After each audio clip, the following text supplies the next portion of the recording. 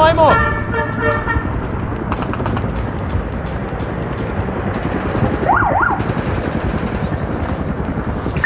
Alo, gospodine komandante, gdje ste? Evo nas ovdje, Rose tu, 200k subscribera, bližimo se na 150. A jel se zna neko ko će te prilike doći? Ne znamo ništa kako se zove, moramo sada da napadnemo ovamo jednog lika što se nije subscribe-ovo od kuće, da mu tamo polupamo prozore, ide ovdje konvoj moj, pa sad ćemo mi njega tamo da potučamo pa ćemo se vratiti na 200k. Aha, pa ja sam vam evo pozvao vazdušnu pomoć. Kako vazdušnu pomoć? Pa eto od odgo izraka par aviona.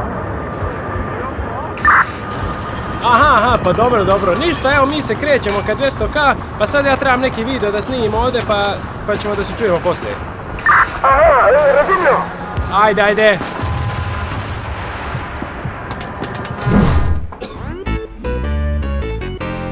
Pozdrav svima, vi gledate novi video, a ovog puta, kao prvo, imam alergiju na nešto i bukvalno, znači osjećam se ovako. A druga stvar jeste da imam enormno veliku, to jeste ogromnu upalu mišića. Ne mogu da vjerujem da sam ja mogao da gledam upalu mišića. Neko ko veliko trenira. Danas ćemo dakle da govorimo o top 12 akrobacija. To jeste top 12 najlakših akrobacija koje bukvalno svako može da nauči. S obzirom da ja imam upalu mišića,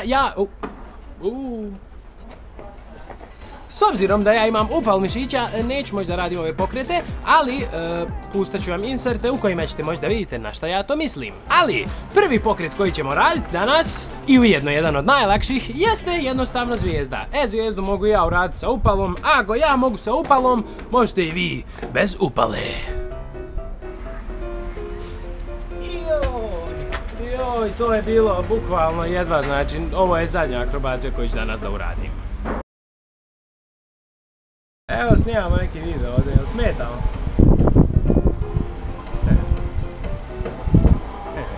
Jao, džubre. Evo.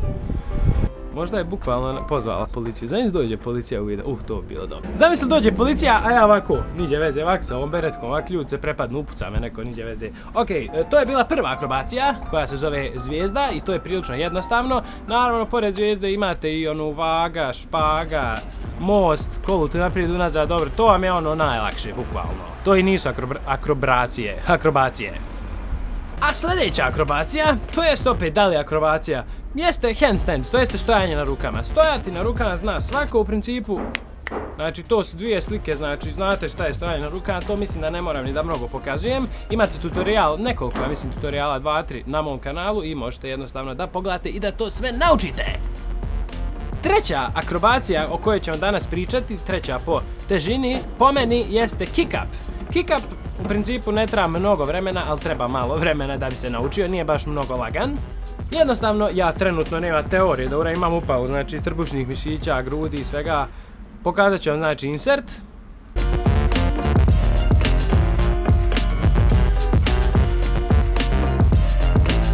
Kao što vidite, kick-up je onaj pokret koji ninja rade, ono kad ih udari neko pesicom, on padne i podigne se spoda kick-upom, niđe veze. Ali uglavnom da, kick-up vam je prilično cool i možete ga raditi pred svojim prijateljima da oni vide da i vi nešto znate.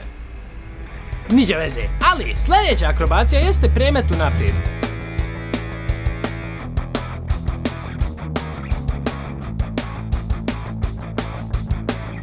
Premet unaprijed po meni, znači ne treba vam stvarno mnogo vremena, ako možete zvijezdu, ako možete kick-up, ako znate već te...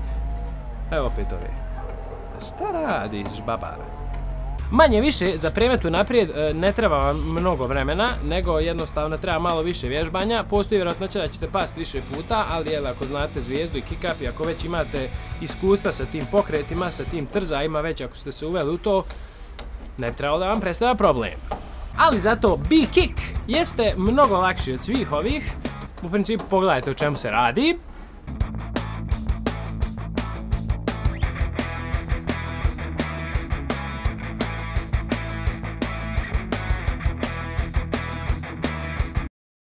kao što vidite, prilično je jednostavno, u principu ne znam šta da kažem, toliko je jednostavno, čak toliko je jednostavno da izgleda možda nekom i glupo, ali u principu B-kick je moj prvi, možda moja prva akrobacija, bukvalno. Taj pokret potiče iz Wushua, to je ona borilačka vještina o kojoj nećemo sada, ali uglavnom iza njega imate tutorial na mom kanalu. Za sve ove pokrete o kojim ćemo danas govorimo imate tutorial na mom kanalu. A kada naučite B-kick, možete jednostavno da probate i da uradite aerial. Aerial vam je zvijezda bez ruku, koju u principu može svako da uradi, ali trebate biti malo mršaviji.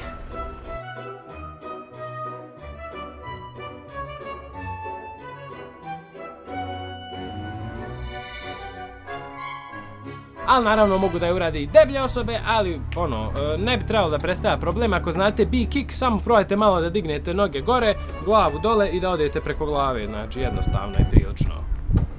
A kada naučite aerial i B-kick, kada znači uvježbate te pokrete u kojim su raširene noge, možete da probate da uradite cheat gainer. Cheat gainer vam je u principu, kao što i samo ime kaže, lažni gainer, cheat vam je lažno, ok?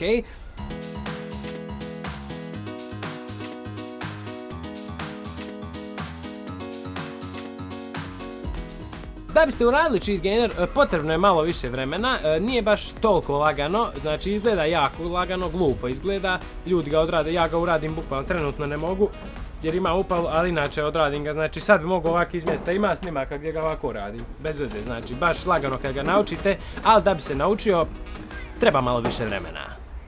A osim cheat gainera, možete da probate i da uradite wall spin. Znamo svi šta je wall spin. Wall spin na zidu je prilično težak, znači bukvalno pazite se, ali zato na šipci, na nekom krivom drvetu, na nečemu što je bukvalno koso, na tome možete lagano da uradite, znači može i vaša mama da uradi, niđe veze, šta lupa. Ali dobro, wall spin je tu... Wall spin vam je prilično lagan, ali pored wall spina, kad smo već kod zida, možete da probate i da uradite onaj wall 540 kick. Otprilike trebalo bi da znate šta je to. Nemam nijedan zabilježen snimak, a sad ne mogu, bukvalno nema teorije. Aj, pustit ću vam jedan s interneta.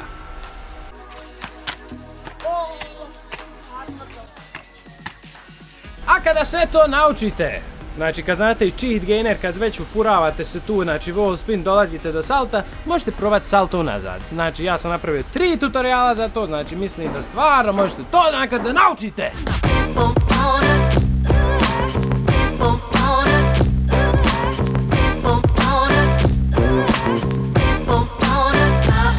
Salto unazad vam već treba malo više vremena, ali kad ga naučite možete da probate i da uradite bar gainer. Oh my god, bar gainer je makar lagan, čak jedan moj prijatelj je naučio prvo bar gainer pa onda salto unazad, tako da možda vam uspije, kao i njemu. Pogledajte tutorial za bar gainer, on je naučio uz pomoć mog tutoriala.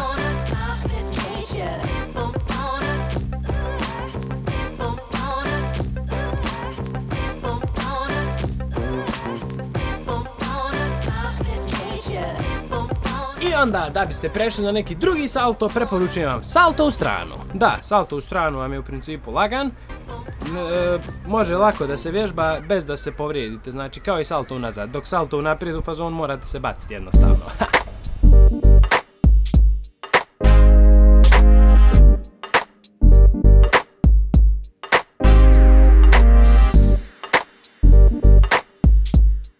Da biste uradili salto u stranu treba vam mnogo vremena, meni je lično trebalo oko 2-3 mjeseca, nisam siguran više, ne sjećam se, ali nadam se da vama neće biti potrebno toliko, ali između ostalog bliži vam se ljetni raspust pa možete i na njemu da vježbate.